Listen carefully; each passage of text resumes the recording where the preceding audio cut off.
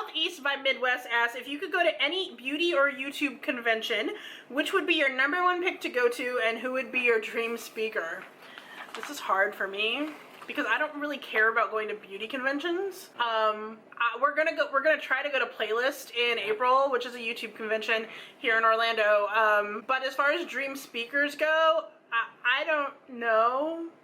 I mean, I like going to geek conventions, so if you were gonna be like, all right, you have the entire cast of Firefly on the stage, I would be like, yes. But yeah, or the entire cast of Agents of S.H.I.E.L.D., you know, I'd probably be like, yes, this is happening. As far as, like, speakers that I would know of, I can think of Matt Pat from Game Theory. He does a lot of advising on how to grow your channel on YouTube, so he'd be a good one to listen to because he's blown up. In the last year, he gained like 2 million new subscribers. Wow. Yeah, that's pretty big. I mean, I would love to go out to VidCon in Anaheim, mainly because it's across the street from Disneyland. Just an excuse to go over there. Priorities. But there's a few YouTubers I like that are more like on the comedian level, like Mamie Hart and Hannah Hart, and their like crew that they have of people. Like, I would love to see them. I think they're funny. Roman J00 asks, what was your biggest challenge in 2015? Surviving. It was a tough year. It was a tough year. I mean, at least for me personally, I started a brand new job after looking for a new job for like at least a year, if not more. And I finally got a new one. Yeah, it was close to 2 years. I was looking for a new position and a new something to do. And I'm still kind of in this challenge of trying to be able to do YouTube and doing this full-time job and making everything work in our house. So that might be the biggest challenge. A lot happened in 2015. I mean, we moved apartments, we gained a new roommate, she changed jobs, we all had interesting things happening. It was difficult to survive, but we made it. Yeah. Sadie by Design asks, what books, movies, YouTube, or what in general are you looking towards in 2016? A lot of people ask this as including like where do you see your channel heading, that kind of a thing. So I think this is kind of a twofold question. It's like in general, what do you see yourself looking forward to in 2016, and then what do you see for your channel in 2016?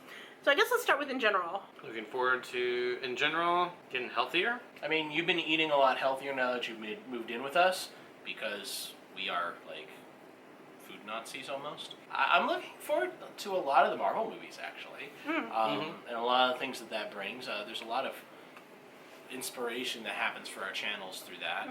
I do look forward to us coming up with new videos, new series of videos to do here, because we're talking through new ideas to try and keep things fresh around here. Yeah.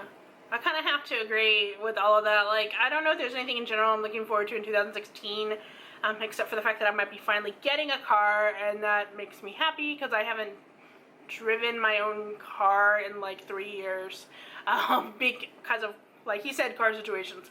I would say for YouTube though, it's, I don't know, like you said, we have a lot of things that we're trying and talking about and, you know, seeing where we want to see headed. So I guess in general, we're just excited to see what's going to happen. I don't have anything in like movies, like honestly. There's a lot of big stuff last year. Star Wars, Jurassic World. Crazy Cabana asks, what type of work do you do? Okay. Granted, she doesn't really ask where we work, and that's fine. So I will start. My new job, which I just talked about the fact that I got one, is basically I am programming in the system tickets for a major amusement park, theme park area here in Orlando. Yeah, so it's basically, you know, especially because theme parks have a lot of different promotions and places that they partner with other people to build tickets. Yes, so we partner with other people that sell our tickets and vice versa, like we do combo tickets and things like that. So one of my jobs is to make sure that people can get into all those different places and all the different promotions and things that happen, and making sure that it works right in the system. And I basically make sure that they're built correctly, like the people who are building them have built it the way we told them to be built. That's my new job. It sounds kind of weird and complicated, but, you know, it's definitely challenging. I work at a show here in town, in the box office. That's about as generic as I can get about He, it. But it's fun. You do lead other people. Yeah, I'm in the box like a office. lead position, a leadership type of position there. You So, could think of it in train most terms and- like a shift supervisor. Yeah, that's Kinda basically. like that. Yeah. Yes. Yes. Yes. I work in guest services, kind of direct guest services. Not really. It's, No. I He work as an works attractions attendant. In attractions I work at a in major there. theme park. But all I do is help the guests. That's Yeah. all I do. It's so funny because I went to a job fair once and the people in guest services hate when someone who doesn't work in guest services says, I work in guest services. No. They're like, no, you don't. And I was like, oh, really? But that's kind of unfair, though. It is unfair. It is unfair. And I was Yeah. like, wow, how vehement. Yeah, okay. Yeah. Because pretty much all I do is I help people out in dealing with the environment around them in the attraction area. Mm-hmm. I make sure that people don't do stupid stuff when around entertainers. That's pretty much what I do. That's kind of a guest servicey kind of thing, don't you think? Next we have Love Hello Kitty and Makeup. I love that She name. asks, I know. My boss would love that name, actually. Male boss. Yes, male boss. He's totally into Hello Kitty. Favorite movie? Casablanca. Clue. It is Sense and Sensibility.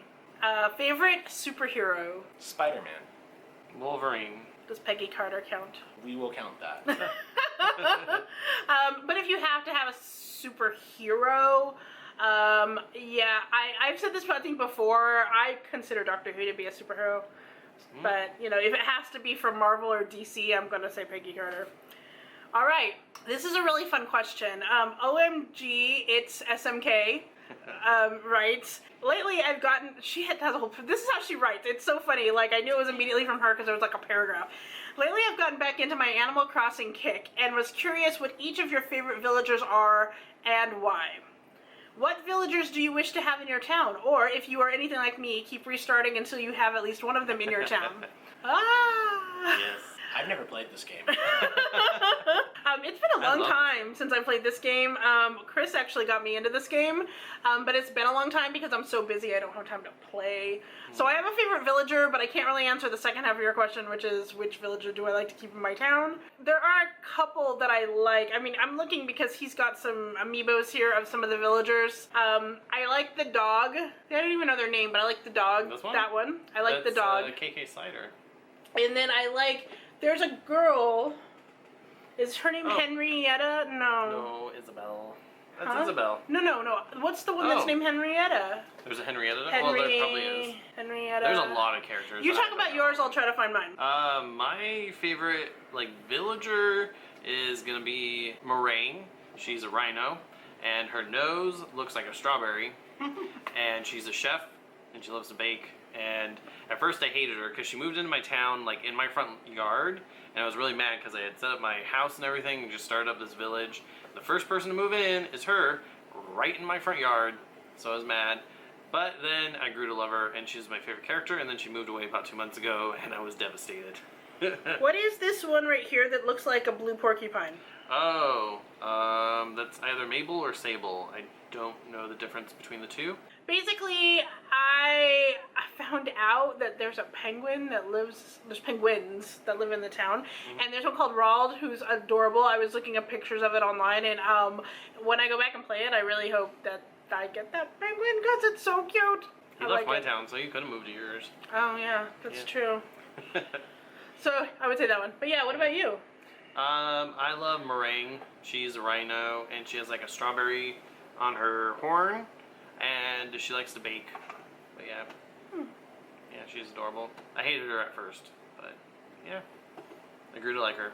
So this one over here, he has Animal Crossing Happy Home Designer, Yeah. and ends up getting like all the amiibos for it. I think there's only a couple you don't have, right? One. Because I don't really like that character that much. And then this one's from Super Smash. One of the most disturbing characters in Super Smash. Yeah. He has a really large forehead. Yeah, this is like the second edition of this. Okay, so Leslie, we had a bunch of people ask us this question. So, yes, it is. What is one thing not a lot of people know about you? Well, people don't know it because I don't tell them. So. I mean, on YouTube, I'm sure there's a lot that people don't know about you. I mean, I don't know if it's necessarily like in real life. Okay, I'll start off. Okay, for example, people don't know that I was born hard of hearing. I have a hearing problem. In fact, I'm, probably halfway deaf. I read lips very well, but if you whisper, don't expect me to understand anything you're saying. I watch TV with captioning on. If there's no captioning on a TV and it gets really quiet, then I can't watch it at all. In movie theaters, I'm usually okay because it's loud, but I will miss if there's a lot of whispering and stuff like that. So I do sometimes watch, like, if they have the captioning screens that you can get, sometimes I'll watch that. I did wear hearing aids at one point, but I had a lot of issues because they were giving me headaches, so I stopped wearing them. However, I'm hoping like in a couple of years or so being able to save up enough money to purchase new hearing aids so that I can hear all the time. But I try to just make do as I go, so I try to play it off a lot, especially if you don't know me very well. I just kind of go, oh, really? And pretend like I'm playing along. I know that's probably not the best thing in the world, but sometimes I just wish that insurance covered hearing aids because I wouldn't have this problem. Yeah, right. But it doesn't, and it should. Who's next? Well, I guess it's something like people that watch this channel probably don't know. I lived in Las Vegas for a while, quite a while. Yeah. Graduated from high school there. I loved it there. I don't know if I would end up moving back there, but I liked it a lot. Yeah, I did that. There you go. I can't think of a huge amount. I'm a pretty simple guy.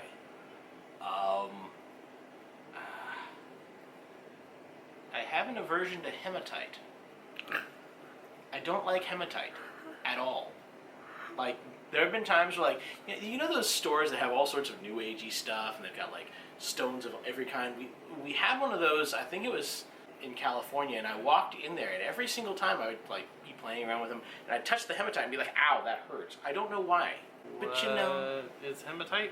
Hematite is a stone that's extremely high in iron. Oh.